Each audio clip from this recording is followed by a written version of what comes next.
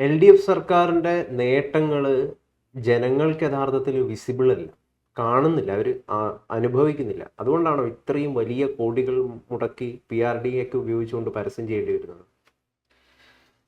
ഗൗതം ആദ്യം പറഞ്ഞ സ്റ്റേറ്റ്മെന്റ് തന്നെ കറക്റ്റ് അല്ല. കാരണം ഇടതുപക്ഷ ഗവൺമെന്റിന്റെ വികസനം അല്ലെങ്കിൽ ആളുകൾ കാണുന്നില്ല എന്നൊക്കെ പറയുന്നത് തെറ്റാണ്. പക്ഷേ നമുക്ക് കിട്ടിക്കൊണ്ടിരിക്കുന്ന കാര്യങ്ങളെക്കുറിച്ച് ആളുകൾ ആഹാ ഇത് കിട്ടിയല്ലോ എന്നൊന്നും പലപ്പോഴും വിചാരിക്കില്ല. അതിൻ്റെ നോർമൽ ഹ്യൂമൻ സൈക്കോളജിയാണ്.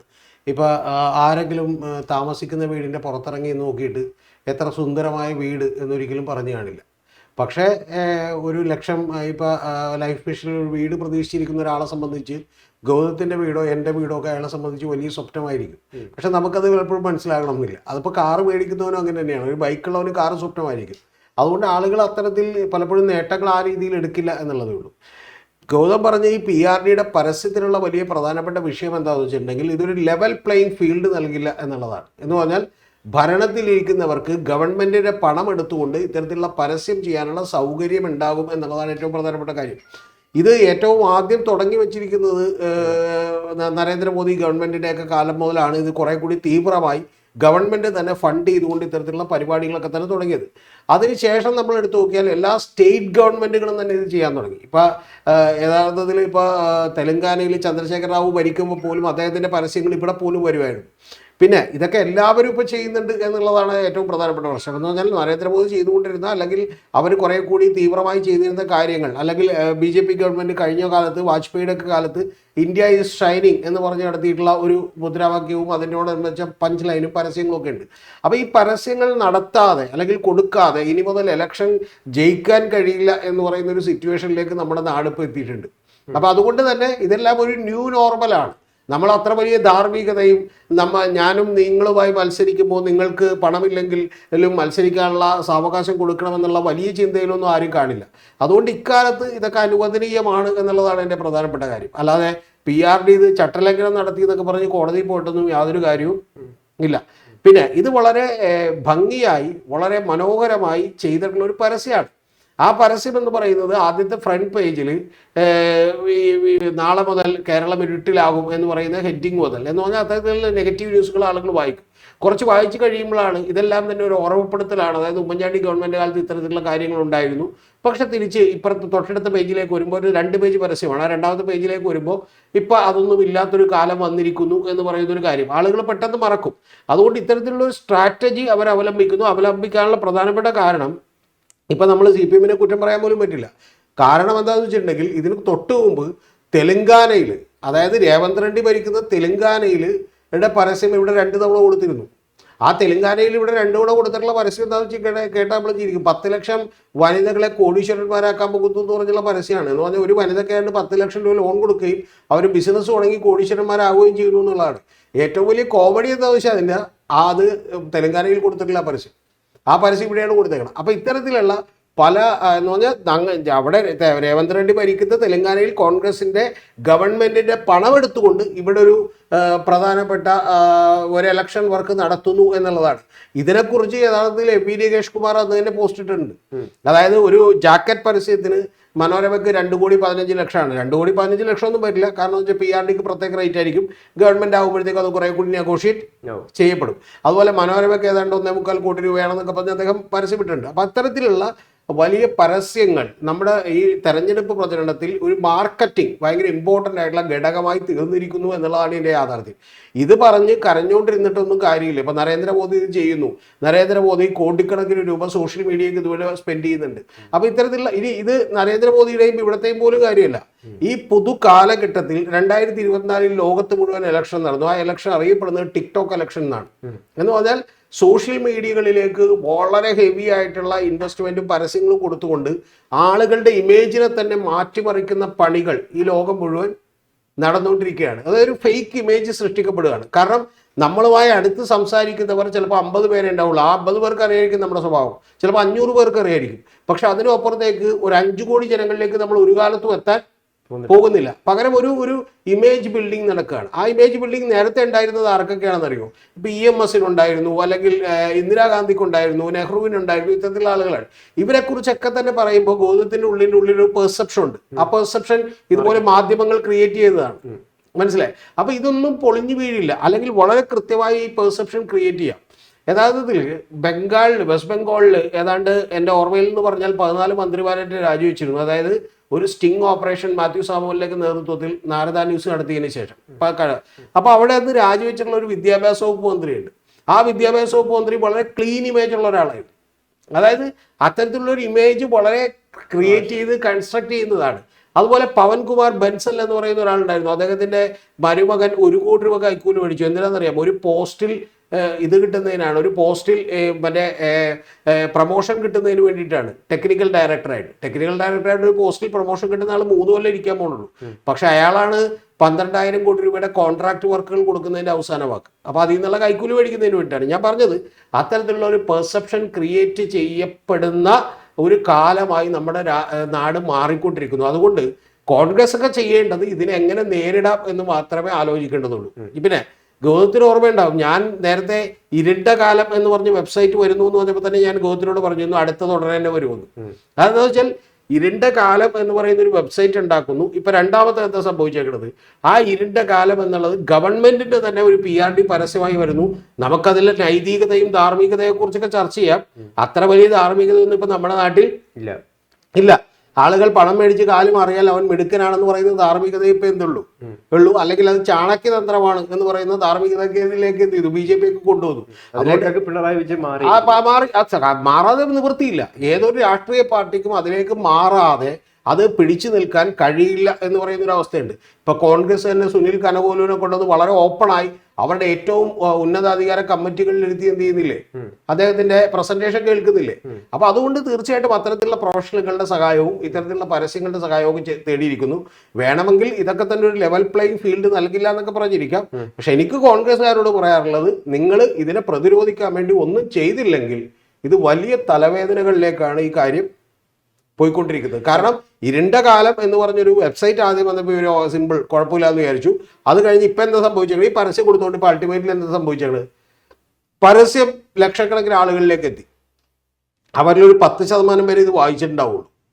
ആ 10% പേര് വായിച്ചിട്ടുള്ളൂ. പക്ഷെ ബാക്കി വായിക്കാത്ത ആളുകളിലേക്ക് കൂടി എന്ത് ചെയ്തു? അന്ന് വൈകുന്നേരത്തെ ചർച്ചകളിലൂടെ ഇതെത്തി. ആ ചർച്ചകളിലുള്ള ഏറ്റവും വലിയ ഡാമേജ് എന്താണെന്നറിയാമോ? ഇപ്പൊ പല ചർച്ചകളും ഞാൻ കേട്ടു. ആ ചർച്ചകളിലുള്ള ഏറ്റവും വലിയ ഡാമേജ്, ഈ ചർച്ചകൾ ഇത് യഥാർത്ഥത്തിൽ ചട്ടത്തിന് വിരുദ്ധമല്ലേ, ഇത് ധാർമ്മികമായി ശരിയല്ല എന്നൊക്കെ പറയുകയാണ്. പക്ഷെ അപ്പോഴപ്പോലും CPMന്റെ ആളുകൾ എല്ലാ ചർച്ചകളിലും വന്നിരുന്ന് ആഞ്ഞടിച്ചുകൊണ്ടിരുന്ന ഒരു കാര്യം, ഒരൊറ്റ കാര്യം മാത്രമാണ്, ഇതിൽ വസ്തുതാപരമല്ലേ എന്നാണ് ചോദിച്ചുകൊണ്ടിരുന്നത്. അതായത് ഉമ്മൻചാണ്ടി ഗവൺമെന്റ് കാലത്ത് പവർ കട്ട് ഉണ്ടായിരുന്നു, ഇപ്പോൾ പവർ കട്ടില്ല. അതുപോലെ നാഷണൽ ഹൈവേ വികസനം എന്ത് ചെയ്തു? 15 കൊല്ലങ്ങൾ കൊണ്ട് പോലും നടക്കില്ല എന്ന് പറഞ്ഞിരുന്നു. ഇവിടെ നിന്ന് NHAI ഓഫീസും പൂട്ടിപ്പോയതാണ്, അത് ഞങ്ങൾ നടത്തിയില്ല എന്ന് ചോദിക്കണം. ഗെയിൽ പൈപ്പ് ലൈൻ CPM ഒക്കെ തന്നെ സമരം ചെയ്തിട്ടുണ്ട്, പക്ഷെ അവരാണല്ലോ നടപ്പിലാക്കിയത് എന്നാണ് ചോദിക്കുന്നത്. അപ്പൊ ഇത്തരത്തിലുള്ള ഒരു കാര്യം ചർച്ചയാക്കാൻ ഇടതുപക്ഷത്തിന് വലിയ തോതിൽ കഴിഞ്ഞു. അതുകൊണ്ട് അത് ബ്രില്യൻ്റ് ആയിട്ടുള്ള ഒരു പരസ്യമാണ്. ഈ പരസ്യത്തിന്റെ പുറത്ത് മറ്റേ കോടതിയിലേക്കൊന്നും പോയിട്ട് യാതൊരു കാര്യമില്ല. കാരണം വെച്ചാൽ പരസ്യം എന്ന് പറയുന്നത് വളരെ ബുദ്ധിയോടുകൂടി ക്രാഫ്റ്റ് ചെയ്യാവുന്ന ഒരു കാര്യമാണ്. ഒരു ഉദാഹരണം ഞാൻ പറയാം. മനോരമ സർക്കുലേഷനിൽ നമ്പർ 1 ആണെന്ന് പറഞ്ഞ് പരസ്യം കൊടുത്തപ്പോൾ മാതൃഭൂമി ഒരു പരസ്യം കൊടുത്തിരുന്നു. അതായത് ഒരു പശു വന്നിട്ട് മറ്റേ അടുക്കി വെച്ചേക്കണം, അതായത് സ്വന്തം ഗോഡൌണിൽ അടുക്കി വെച്ചേക്കണം പത്രം തിന്നുകയാണ്, ഈ പത്രവും നിങ്ങളുടെ സർക്കുലേഷനിൽ വന്നേക്കാം എന്ന് പറഞ്ഞൊരു പരസ്യം കൊടുത്തു. ഞാൻ എൻ്റെ ഓർമ്മയിലിൻ്റെ അടുത്ത് പറയുന്നത്.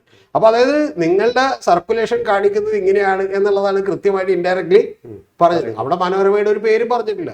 അതുകൊണ്ട് പരസ്യത്തെയൊക്കെ എതിർക്കാൻ ശ്രമിക്കുന്നതിന് പകരം അതിന് പകരമുള്ള കൗണ്ടർ സ്ട്രാറ്റജികൾ ബിൽഡ് ചെയ്യാൻ കോൺഗ്രസ് ഇപ്പോഴും തയ്യാറായിട്ടില്ല എന്നുള്ളതാണ് എൻ്റെ പ്രധാനപ്പെട്ട പ്രശ്നം. യഥാർത്ഥത്തിൽ കോൺഗ്രസിന്റെ MLA-മാരൊക്കെ അവർ ഇതിനെ പ്രതിരോധിക്കാനുള്ള കാര്യങ്ങൾ കുറച്ചെങ്കിലും ചെയ്താൽ, കോൺഗ്രസ് പാർട്ടിയും ഒക്കെ ചെയ്താൽ പിടിച്ചു നിൽക്കാൻ പറ്റും.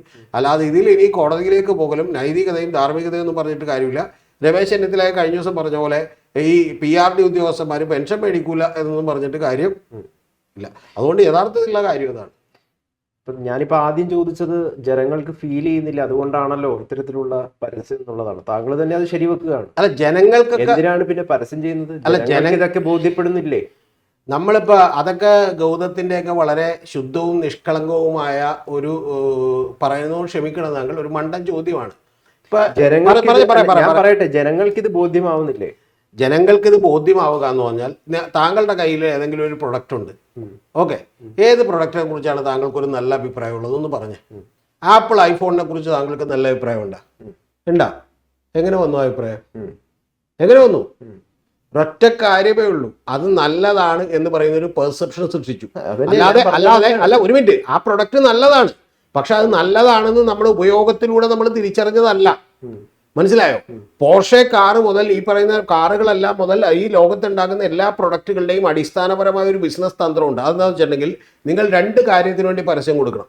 ഒന്ന്, നിങ്ങളുടെ പ്രൊഡക്റ്റ് മറ്റുള്ളതിനേക്കാൾ മനോഹരമാണ് എന്ന് പറയുന്ന ഒരു തോന്നൽ ആളുകളിൽ ഉണ്ടാക്കണം. രണ്ടാമത്തെ കാര്യം, മേടിച്ചിട്ടുള്ളവർക്ക് പരസ്യം കാണുമ്പോൾ ഉണ്ടാവുന്ന ഒരു ബ്രാൻഡ് റിട്ടൻഷൻ എഫക്റ്റ് ഉണ്ട്. അത് രണ്ടും ഉണ്ടാക്കണം. അത് രണ്ടും യാഥാർത്ഥ്യമാണ്. അല്ലാതെ ഗൗതം ഒരു കാര്യം മനസ്സിലാക്കണം, ഇത് ഉപയോഗിക്കുന്ന ഈ കേരളത്തിലെ ഇത് കേൾക്കുന്ന ആളുകൾ താഴെ ഒന്ന് കമന്റ് ചെയ്യട്ടെ. ഒറ്റ കാര്യം, അവരുപയോഗിക്കുന്ന പ്രൊഡക്റ്റിൽ ചില പ്രൊഡക്റ്റുകൾ നമുക്ക് ഭയങ്കര ഗംഭീരമാണെന്ന് തോന്നും. ആ ഗംഭീരമാണെന്നുള്ള തോന്നൽ നമ്മളിൽ ഉണ്ടാക്കിയേക്കുന്നതാണ്, പരസ്യമാണ്. ഇപ്പൊ റാഡോ എന്ന് പറയുന്ന ഒരു വാച്ച് 3.5 ലക്ഷം കൊടുത്ത് മേടിക്കുമ്പോൾ ഓഹോ എത്ര സുന്ദരമായ വാച്ചാണ് നമുക്ക് തോന്നുന്നത്. പെർസെപ്ഷൻ ആണ്. അപ്പൊ ഞാൻ പറഞ്ഞത് ശരിയാവുകയാണ്. അപ്പൊ താങ്കൾ പറഞ്ഞു വരുന്നത് പിണറായി വിജയന്റെ ഇത്രയും കാലത്തെ ഭരണം നല്ലതാണ് എന്നുള്ളൊരു ബോധ്യം പരസ്യം ചെയ്യാതെ ജനങ്ങൾക്കില്ല. അത് താങ്കളുടെ ഒരു വാദം താങ്കൾ വെറുതെ എന്ത് ചെയ്യാണ് പറഞ്ഞുകൊണ്ടിരിക്കുകയാണ്. അല്ല, നല്ലതാണ് എന്ന് പറയുന്ന ഒരു ബോധ്യം എങ്ങനെയാണ് ജനങ്ങൾക്ക് ഉണ്ടാവുന്നത്? ഇനി ഒരു ആന്റി ഇൻകുംബൻസി എന്ന് പറയുന്ന ഒരു കാര്യം തന്നെ ഒരു വികാരപരമായ കാര്യമാണ്. അല്ലാതെ കറക്റ്റായി വസ്തുതകളെല്ലാം പരിശോധിച്ച് വളരെ കൃത്യമായിട്ടുള്ള ഒരു നിലപാടിലേക്ക് ആളുകൾ എത്തുന്നതല്ല. ഗൗതത്തിന് മനസ്സിലാക്കാത്ത കാര്യം എന്ന് വെച്ചാൽ, ഒരു ഡോക്ടർ അല്ലെങ്കിൽ ഒരു വക്കീൽ നമ്മൾ കൊണ്ടൊരു കേസ് ഏൽപ്പിക്കുന്നു, ഒരു പരിശോധിക്കാൻ വേണ്ടി ചെല്ലുമ്പോൾ അയാൾ മഹാനായ ഡോക്ടറാണെന്ന് നമുക്ക് തോന്നുന്നത് അയാൾ ഇതേവരെ പരിശോധിച്ചിട്ടില്ല, കേസ് സ്റ്റഡീസും പഠിച്ചിട്ടില്ല. വസ്തുതാപരമായി ജനങ്ങൾ അങ്ങനെ പരിശോധിക്കുന്നില്ലെങ്കിൽ അതിനെ ഓർമ്മപ്പെടുത്താനുള്ള എല്ലാ ബാധ്യതകളും അത് ചെയ്യുന്നവർക്ക് ഉണ്ട്. അതുകൊണ്ടാണ് 156 കോടി രൂപ മുടക്കി ഉമ്മൻചാണ്ടി പരസ്യം കൊടുത്തത്. അത് കുറച്ചുകൂടി വൈസ്ലി എന്ത് ചെയ്യുന്നു, പിണറായി വിജയൻ കൊടുക്കുന്നു. നേരത്തെ മൻമോഹൻ സിംഗ് ഒക്കെ പരസ്യം കൊടുത്തിരുന്നു, അതിനേക്കാൾ കുറച്ചുകൂടി ഗംഭീരമായിട്ട് ഇപ്പോൾ എന്ത് ചെയ്യുന്നു, നരേന്ദ്രമോദി കൊടുക്കുന്നു. ഒരൊറ്റ കാര്യമേ ഉള്ളൂ, അതിൽ നിങ്ങൾ അങ്ങനെ ചെയ്യുമ്പോൾ ഗവൺമെന്റ് പണമെടുത്ത് ഇത്തരത്തിലുള്ള ഒരു കാര്യം ചെയ്യുമ്പോൾ ഒരു ലെവൽ പ്ലേയിങ് ഫീൽഡ് ഇല്ലെന്ന് പറയാം. പക്ഷെ ആ ലെവൽ പ്ലേയിങ് ഫീൽഡ് ഇല്ലായ്മ എല്ലാവരും ചെയ്തുകൊണ്ടിരിക്കുകയാണ്. അതുകൊണ്ടാണ് ബീഹാറിൽ മാസാമാസം 10,000 രൂപ വീതം അവരുടെ അക്കൗണ്ടിലേക്ക് ഇട്ട് കൊടുത്തത്. അതുകൊണ്ടാണ് DMK ഇപ്പോൾ 5,000 രൂപ കൊടുത്തത്. അതുകൊണ്ടാണ് ഇവിടെയും പല സൗജന്യങ്ങൾ പ്രഖ്യാപിച്ചത്. താങ്കൾ ഇപ്പൊ പറഞ്ഞു വരുന്നത് ഇതാണ്, ജനങ്ങൾക്ക് ബോധ്യപ്പെടുന്നില്ല, അവര് ബോധ്യപ്പെടാൻ ഒരു കാര്യവും ബോധ്യപ്പെടില്ല. ജനങ്ങൾക്ക് തിരിച്ചു ബോധ്യപ്പെടുന്നത്, ജനങ്ങൾക്ക് ഇവിടെ താങ്കൾ കഴിഞ്ഞ ദിവസം എന്നോട് ചോദിച്ചല്ലോ, ഞാൻ തിരിച്ച് താങ്കളോട് ചോദിക്കുന്നു. പിണറായി വിജയൻ ഗവൺമെന്റിന് മോശമാണെന്ന് പറയാനുള്ള ഒരു 3 കാര്യങ്ങളും നല്ലതാണെന്ന് പറയാനുള്ള ഒരു 3 കാര്യങ്ങളും പറഞ്ഞു. താങ്കൾ ഒരു ജേർണലിസ്റ്റ് അല്ലേ, ഒന്ന് പറഞ്ഞേ. പിണറായി വിജയൻ ഗവൺമെന്റ് ഇവിടെ ഒരു നല്ല കാര്യം ചെയ്തിട്ടില്ലേ? താങ്കൾ കഴിഞ്ഞ എന്നോട് ഞാനൊരു കാര്യം പറയട്ടെ, നല്ല കാര്യം ചെയ്തിട്ടുണ്ടെന്ന് ഞാൻ തന്നെ പറഞ്ഞിട്ടുള്ള ഒന്നാമത്തെ കാര്യം ഇപ്പം പുനരധിവാസം വയനാട്ടിലെ മുണ്ടക്കൈ ചൂരൽമല, അത് വളരെ ചെറിയ കാലയളവിനുള്ളിൽ 148ഓളം വരുന്ന വീടുകൾ കൊടുക്കാൻ പറ്റിയെന്ന് പറയുന്നത് അതൊക്കെ ഒരു നിസ്സാര കാര്യമല്ല. അത് തീർച്ചയായിട്ടും സർക്കാരിനൊരു നേട്ടമായിട്ട് കാണിക്കാൻ പറ്റുന്ന ഒരു കാര്യമാണ്. അത് നേട്ടം മാത്രമല്ല, അതൊരു നിസ്സാര കാര്യമല്ല. കാരണം കേരളത്തിൽ എൻ്റെ ഓർമ്മയിൽ ഇന്ന് വരെ നടത്തിയിട്ടുള്ള പുനരധിവാസ പാക്കേജുകളെല്ലാം തന്നെ വെറും മോശപ്പെട്ട കാര്യമായിരുന്നു. ഈ മൂലമ്പള്ളിയിലൊക്കെ അടക്കം പുനരധിവാസ പാക്കേജ് നടത്തിയവർക്ക് സ്ഥലം ഗവൺമെന്റ് കൊടുത്തിട്ടും അവിടെ വീട് വെക്കാനുള്ള അനുമതികൾ കൊടുത്തില്ല. ഇത് യഥാർത്ഥത്തിൽ കേരളത്തിൽ പിണറായി വിജയൻ സർക്കാർ ഒരു വലിയ ബെഞ്ച് മാർക്ക് സൃഷ്ടിച്ചേക്കാണ്. കാരണം ഇനി മറ്റൊരു സർക്കാരിന് ഇതുപോലൊരു പുനരധിവാസം നടത്തേണ്ടി വരുമ്പോൾ ഇതേപോലെ തന്നെ പുനരധിവാസം നടത്തേണ്ടി വരും. അപ്പോൾ അത്തരത്തിലുള്ള ഒരു ബെഞ്ച് മാർക്ക് കേരളത്തിൽ ചരിത്രത്തിൽ ഒരുപക്ഷെ ആദ്യമായിട്ടാണ് ഒരു ഗവൺമെന്റ് ഇത്തരത്തിലുള്ള ഒരു കാര്യം ചെയ്യുന്നത്. അതിനെ നമ്മൾ യാഥാർത്ഥ്യബോധത്തോടുകൂടി അംഗീകരിക്കണം. പക്ഷെ പ്രധാനപ്പെട്ട കാര്യം ഞാൻ പറഞ്ഞത്, ഗവൺമെന്റിനെ കുറിച്ചുള്ള ഒരു പെർസെപ്ഷൻ ക്രിയേറ്റ് ചെയ്യലാണ് ഉണ്ടാവുന്നത്. അല്ലാതെ ഗവൺമെന്റ് നടപടികളും ഗവൺമെന്റ് ചെയ്തിട്ടുള്ള നല്ല കാര്യങ്ങളും മോശം കാര്യങ്ങളൊക്കെ എടുത്തു വെച്ചുകൊണ്ട് കൃത്യമായ ഒരു ധാരണ രൂപീകരിക്കുകയല്ല സാധാരണക്കാരായിട്ടുള്ള ആളുകൾ ചെയ്യുന്നത്. അത് റാഡോ വാച്ചിന്റെ കാര്യത്തിലും ഈ പറയുന്ന റോളക്സിന്റെ കാര്യത്തിലും ആപ്പിൾ ഐഫോണിന്റെ കാര്യത്തിലും ഗവൺമെന്റുകളുടെ കാര്യത്തിലും യാഥാർത്ഥ്യം അതാണ്. അല്ലാതെ നല്ല പ്രൊഡക്റ്റ് അങ്ങോട്ട് കൊടുത്ത ജനം വിശ്വസിച്ചിരുന്നോളൂ എന്നൊക്കെ ചിന്തിക്കുന്നത് അബദ്ധമാണ്. അതൊന്ന് പറഞ്ഞോളൂ. പിണറായി വിജയന് പൊതുവെ ഉള്ള ഒരു പെർസെപ്ഷൻ അത് തെറ്റായിട്ടില്ല. ജനങ്ങൾ അദ്ദേഹത്തെ വളരെ ഭരണാധികാരിയാണെന്ന് പലരും കാണുന്നു. അതൊരു തെറ്റായ പെർസെപ്ഷൻ ആണെന്ന് നമുക്ക്. എന്ത് ഭരണാധികാരിയായിട്ട് കാണുന്നു? അതായത് മോശം ഭരണാധികാരിയാണ് പിണറായി വിജയൻ എന്നൊരു പെർസെപ്ഷൻ ഉണ്ട്. മോശം അല്ല, അത് തെറ്റാണോ? മോശം ഭരണാധികാരിയായി കാണുന്നു എന്ന് പറയുന്ന പെർസെപ്ഷൻ ഒരു ശരിക്കും അത് ജനങ്ങളുടെ മനസ്സിലേക്ക് വളരെ കൃത്യമായി സൃഷ്ടിക്കപ്പെട്ടത് കൂടിയാണ്. മനസ്സിലായോ? വസ്തുതയില്ല. പറഞ്ഞുതരാം. യഥാർത്ഥത്തിൽ UDFന്റെ പ്രചരണം തുടങ്ങിയിട്ടുള്ളത് ആശാ സമരത്തിലൂടെയാണ്. എന്താണ് ആശാസമരത്തിന്റെ യാഥാർത്ഥ്യം എന്ന് നമ്മൾ പരിശോധിക്കുമ്പോൾ വളരെ വിചിത്രമായി തോന്നാം. ഈ ആശാസമരം മുതൽ യഥാർത്ഥത്തിൽ ഇപ്പം നടക്കുന്ന നേഴ്സുമാരുടെ സമരം വരെയുള്ള കാര്യങ്ങളുടെ കൃത്യമായിട്ടുള്ള അജണ്ട എടുത്തു വെച്ച് നോക്കിയിട്ടുണ്ടെങ്കിൽ നമുക്കറിയാം അത്തരത്തിലുള്ള പെർസെപ്ഷൻ ക്രിയേറ്റ് ചെയ്യപ്പെടുകയാണ്. ഇപ്പം ഞാനൊരു ഉദാഹരണം പറയുന്നു. VN വാസവൻ രാജിവെക്കണമെന്ന് പറയുന്നു. എന്തിനാണ് VN വാസവൻ രാജിവെക്കേണ്ടത്? VN വാസവന്റെ കാലത്ത് അത്തരത്തിലുള്ള ഒരു ശബരിമല കൊള്ള അവിടെ നടന്നിട്ടില്ല. അപ്പൊ ഗൗതം ഇവിടെ ഇരിക്കുന്നു. ഗൗതത്തിന് മുമ്പേ ഉള്ള ഒരു ആങ്കർ പറഞ്ഞിട്ട് പോയതിന് ഗൗതം രാജിവെക്കണമെന്ന് പറയുന്നതിൽ എന്താ അടിസ്ഥാനമുള്ളത്? ഒന്ന്. രണ്ടാമത്തത്, വീണ ജോർജിന്റെ കേസിൽ പോലും ഈ വീണ ജോർജ് ആരോഗ്യമന്ത്രി അധികാരം ഏൽക്കുന്നതിന് മുൻപാണ് അത്തരത്തിൽ വയറ്റിൽ കത്രി കുടുങ്ങിയിട്ടുള്ള സംഭവം നടന്നിട്ടുള്ളത്. അത് വളരെ മോശപ്പെട്ട കാര്യമാണ്. പക്ഷെ പ്രധാനപ്പെട്ട കാര്യം എന്താണെന്ന് വെച്ചാൽ ഇത്തരത്തിലുള്ള ഒരു പെർസെപ്ഷൻ ക്രിയേഷനിലൂടെയും ഗവൺമെന്റിനെതിരെ ഒരു ആന്റി ഇൻകുംബൻസി വികാരങ്ങളുണ്ടാവും. അത് സ്വാഭാവികമായിട്ടുള്ള ഒരു കാര്യമാണ്. അത് വളരെ നാച്ചുറൽ ആയിട്ടുള്ള ഒരു കാര്യമാണ്. കാരണം ഈ പ്രണയിക്കുമ്പോഴൊക്കെ ആളുകൾ പറയുന്നൊരു കാര്യമുണ്ട്. കാരണം നമ്മുടേതല്ലാത്തപ്പോൾ നമുക്ക് ഭയങ്കര അവരുടെ എല്ലാ പോസിറ്റീവ് സൈഡും മാത്രമേ നമ്മൾ കാണുള്ളൂ. പക്ഷെ നമ്മുടേതായി കഴിഞ്ഞാൽ ഒരു 10 ദിവസം കഴിഞ്ഞ് കഴിയുമ്പോൾ പോലും നമ്മൾ 200 കുറ്റങ്ങൾ കണ്ടുപിടിക്കും എന്ന് പറയുന്ന പോലെ ഗവൺമെന്റ് 5 കൊല്ലം കഴിയുമ്പോൾ തന്നെ ആളുകൾക്ക് സ്വാഭാവികമായിട്ട് വൈകാരികമായ ഒരു ആന്റി ഇൻകുംബൻസി. അപ്പൊ അങ്ങ് പറയുന്നത് പിണറായി വിജയനെതിരെ ഇവിടെ ഒരു വലിയ മാധ്യമ സിൻഡിക്കേറ്റ് വർക്ക് ചെയ്യുന്നുണ്ട്. തീർച്ചയായിട്ടും ഒരു സംശയമില്ല, അതിലൊരു സംശയമില്ല എനിക്ക്. ഇതൊരു പെർസെപ്ഷൻ ക്രിയേറ്റ് ചെയ്യലാണ്. അത് യഥാർത്ഥത്തിൽ ആ പെർസെപ്ഷൻ, കാരണം എന്താണ് ഇപ്പൊ പിണറായി വിജയൻ സർക്കാർ ചെയ്യാതെ പോയത് എന്നുള്ളതിനെ കുറിച്ച് എനിക്ക് ഒരുപാട് കാര്യങ്ങൾ പറയാൻ പറ്റും. പക്ഷെ അത്രത്തോളം ഒന്നും കൃത്യമായി റിസർച്ച് ചെയ്ത് എടുത്തിട്ടുള്ള ആളുകളെ ഇവിടെ ഇല്ല എന്നുള്ളതാണ് ഒന്നാമത്തെ കാര്യം. രണ്ടാമത്തെ കാര്യം പറയട്ടെ, മറ്റു പല ഗവൺമെന്റുകളുമായി കമ്പയർ ചെയ്ത് നോക്കിയാൽ വലിയ തോതിൽ വികസനവും അതുപോലെ തന്നെ നടപടികളും ഒക്കെ ഉണ്ടാക്കിയിട്ടുള്ള ഒരു ഗവൺമെന്റാണിത്. അതിൻ്റെ പ്രധാനപ്പെട്ട കാരണം ഗൗതം അറിയേണ്ടത്, ഒരാളിലേക്ക് അധികാരം എവിടെയൊക്കെ കേന്ദ്രീകരിച്ചിട്ടുണ്ടോ അവിടെയെല്ലാം കുറെ കൂടി പെട്ടെന്ന് വികസനം നടക്കും. ഇപ്പൊ ലാലു പ്രസാദ് യാദവ് റെയിൽവേയുടെ മന്ത്രിയായിട്ട് വന്നപ്പോൾ വലിയ തോതിൽ റെയിൽവേ ലാഭത്തിലായി. ഹിറ്റ്ലർ ഭരിച്ചുകൊണ്ടിരുന്നപ്പോൾ എന്ത് ചെയ്തിരുന്നു? അവിടെ വലിയ വ്യാവസായിക വിപ്ലവം നടന്നിരുന്നു. അടിയന്തരാവസ്ഥ കാലത്ത് ഇവിടെ വലിയ തോതിലുള്ള വികസനം നടന്നിരുന്നു. അപ്പൊ അത്തരത്തിലുള്ള വികസന പ്രവർത്തനങ്ങൾ നടക്കുന്നത് ഒരു യൂണിറ്റി ഓഫ് കമാൻഡ് എന്ന് നമ്മൾ പറയും. അത്തരത്തിൽ പിണറായി വിജയന്റെ കമാൻഡിന് അത്തരത്തിലുള്ള വലിയൊരു യൂണിറ്റി ഉണ്ട്. കാരണം എന്ന് വെച്ചാൽ അതിനെ എതിർക്കാൻ പിന്നെ ആരും പെട്ടെന്ന് വരില്ല. പാർട്ടിയിൽ നിന്നും ഇല്ല, മന്ത്രിസഭയിൽ ഇല്ല. അപ്പൊ അത്തരത്തിലുള്ള ഒരാൾ ഭരിക്കുമ്പോൾ സ്വാഭാവികമായിട്ട് കുറെ കൂടിയുള്ള വികസനങ്ങൾ നടക്കും. കേരളത്തിൽ നമ്മളത് പലപ്പോഴും കണ്ടിട്ടുള്ളത് കെ കരുണാകരൻ്റെ ഒരു ഇച്ഛാശക്തിയാണ്. കാരണം അദ്ദേഹം അത്തരത്തിൽ പല കാര്യങ്ങളും ഇപ്പൊ ജവഹർലാൽ നെഹ്റു സ്റ്റേഡിയം മുതൽ എയർപോർട്ട് വരെയുള്ള നിരവധി കാര്യങ്ങൾ അത്തരത്തിൽ നടപ്പിലാക്കിയിട്ടുണ്ട്. ആ നടപ്പിലാകും എന്നുള്ളതിനെ നമ്മൾ എന്ത് ചെയ്യണം? അംഗീകരിച്ചുകൊണ്ട് മാത്രമേ ബാക്കിയുള്ള കാര്യങ്ങളെ കൂടി കാണാൻ പറ്റൂ. ഇതാണ് ഫാക്ട്. അല്ലാതെ ഇത് പറയുമ്പോൾ ഉടനെ തന്നെ പിണറായിനെ കുറ്റം പറഞ്ഞില്ലെങ്കിൽ നിങ്ങൾക്ക് മറ്റേ ഇതാവൂലെന്ന് പറയുന്ന ഒരുപാട് ആളുകളുണ്ടാവും. അതിൽ കാര്യമില്ല. ഏറ്റവും കൂടുതൽ വിമർശനം നേരിട്ടത് ഈ ആഭ്യന്തര വകുപ്പിന്റെ ഒരു വലിയ പരാജയമാണ്.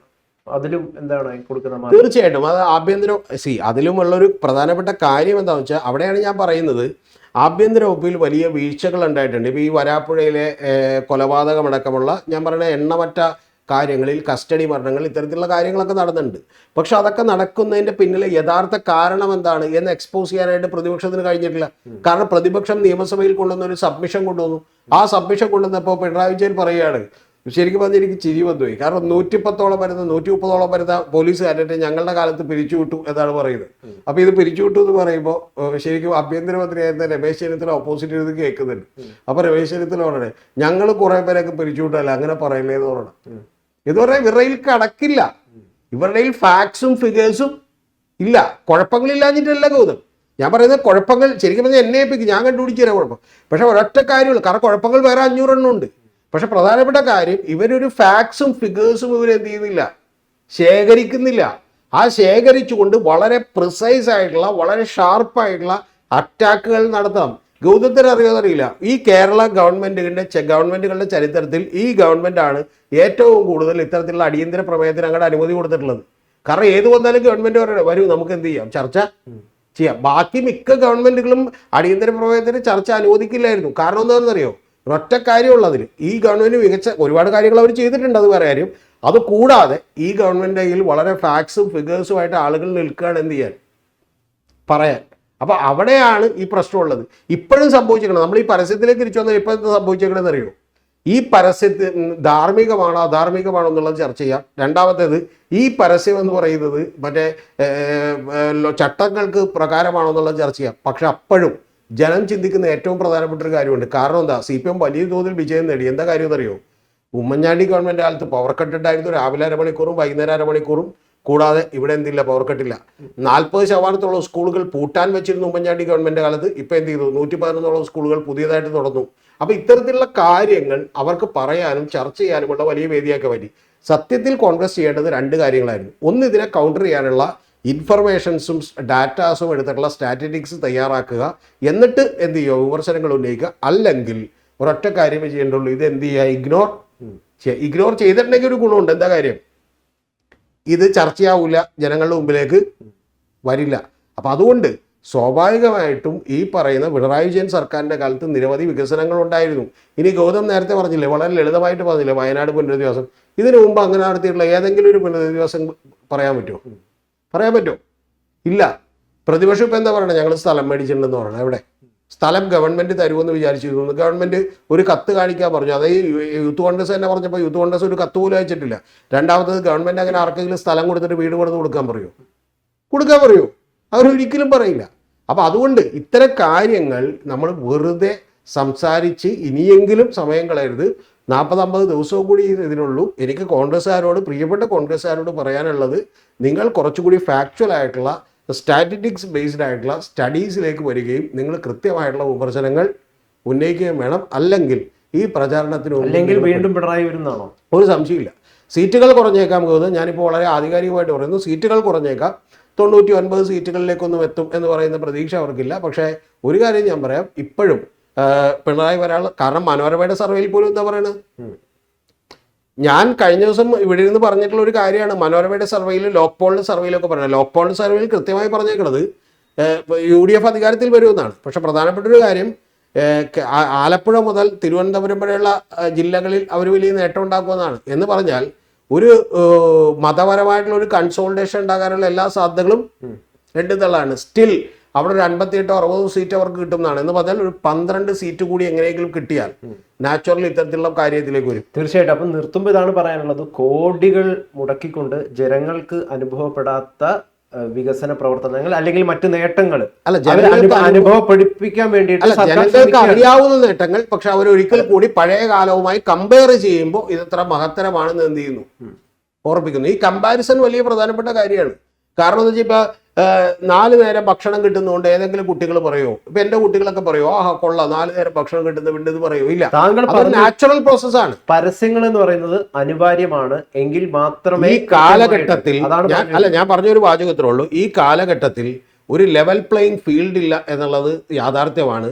പ്രതിപക്ഷത്തിന് കയ്യിൽ പണമുണ്ടാവില്ല. ഗവൺമെൻറ് ഉപയോഗിച്ചുകൊണ്ട് പരസ്യവും അതുപോലെ തന്നെ നിരവധി പ്രഖ്യാപനങ്ങൾ നടത്താനുള്ള സൗകര്യം എല്ലാ ഭരണാധികാരികൾക്കുണ്ട്.